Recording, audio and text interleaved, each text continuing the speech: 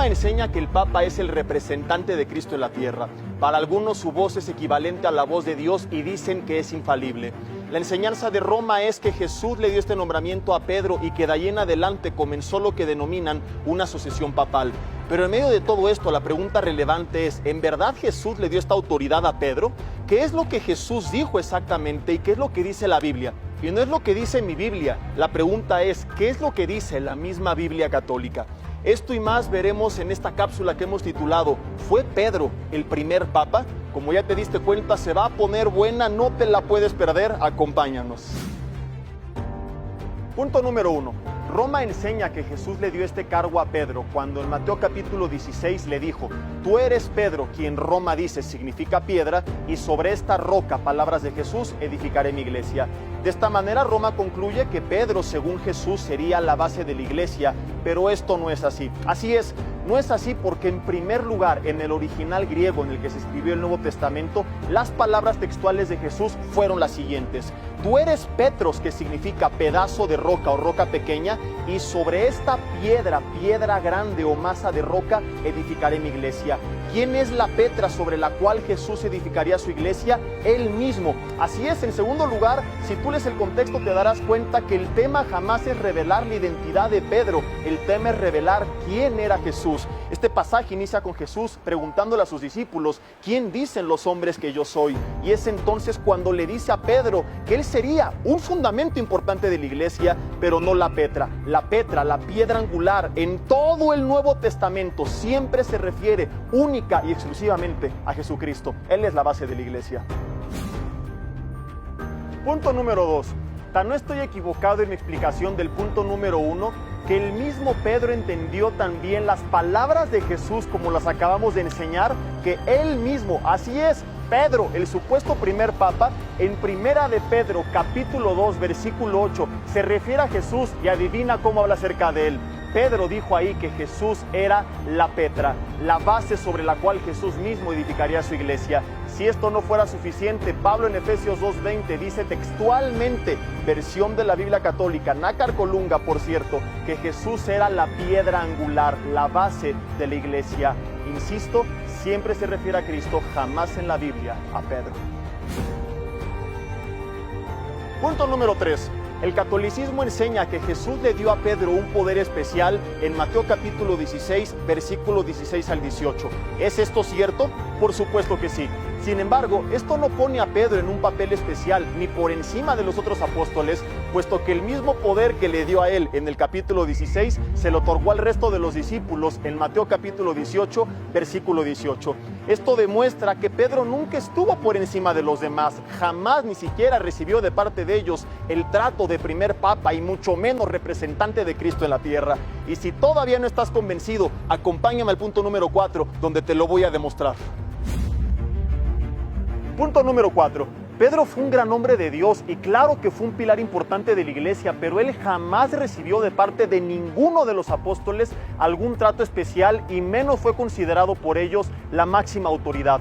Te quiero dar 3 ejemplos de esta verdad extraídos directamente de la versión de la Biblia católica, Nácar Colunga. En primer lugar, Hechos en el capítulo 8, versículo 14, dice que los apóstoles enviaron a Pedro junto con Juan a Samaria a predicar la palabra de Dios. Y es aquí donde me pregunto, ¿cómo que enviaron a Pedro? Pues no que él era el jefe, no era la máxima autoridad y no tendría que haber él enviado a los demás. ¿Te imaginas que actualmente algún arzobispo de México volteara con el Papa Francisco y le dijera: Francisco, lánzate por las tortas? Sonaría absurdo, pero fue lo que pasó con Pedro.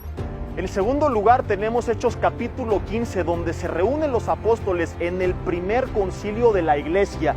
Lo más lógico es que si Pedro era el jefe, el máximo pontífice, el representante de Jesús, él dirigiera ese concilio. Pero adivina qué, no lo dirigió Pedro, lo dirigió Santiago, el hermano de Jesús. Y en tercer lugar tenemos Gálatas capítulo 2, del 11 al 14, donde Pablo se encuentra a Pedro y públicamente lo reprendió le dijo que era reprensible, le llamó incluso hipócrita frente a todos. ¿Te imaginas que alguien dentro del Vaticano hiciera esto con el Papa Francisco? Ahora bien, yo no estoy queriendo con esto satanizar a Pedro, al contrario, estos pasajes nos hablan de su humildad e insisto, creo que fue un gran hombre de Dios, pero a fin de cuentas hombre y no el máximo pontífice, menos el vicario de Cristo en la tierra. Tan no estoy equivocado que el mismo Pedro, repito, estoy leyendo versiones de la Biblia católica, Nácar Colunga, en Hechos 10 del 23 al 26, es adorado por un hombre llamado Cornelio y Pedro le dijo, levántate, adora solamente a Dios, porque yo también soy hombre. Punto número 5. Roma impone el celibato al Papa, sin embargo, sorprendentemente la Biblia nos enseña en Mateo capítulo 8 versículo 14 y Marcos 1:29 que Pedro tenía suegra. Incluso se nos dice que Jesús la sanó y esto nos confirma que contrario a la tradición romana, Pedro estaba casado. Ahora, antes de concluir, quiero que escuches con atención estas palabras que voy a citar textualmente, insisto, de la versión de la Biblia católica, Nácar Colunga. Primera de Timoteo, capítulo 4, versículos 1 al 3, nos dice así: pero el Espíritu dice claramente que en los últimos tiempos algunos apostatarán de la fe, dando oídos al espíritu del error, y dice esta versión de la Biblia católica, a las enseñanzas de los demonios. A estas personas se les llama embaucadores, hipócritas y de conciencia cauterizada. Ahora, ¿cuáles son estas enseñanzas de demonios que según la misma versión de la Biblia católica serían proclamadas por algunos? Versículo 3, que prohibirían el matrimonio y el uso de alimentos creados por Dios. Querido amigo, en medio de esto yo quiero pedirte que seas sincero y te voy a hacer una pregunta. ¿Cuál es la única religión que prohíbe estas dos cosas? Que la gente se case y que se abstengan de ciertos alimentos. Yo con esto no te estoy satanizando ni te estoy atacando. Entiendo que has vivido sinceramente equivocado, pero hoy es el día de que seas honesto y salgas del error. Y bueno, queridos amigos, como hemos podido constatar a través de esta cápsula, Pedro jamás fue ni ordenado y mucho menos reconocido como el primer papa o algo por el estilo.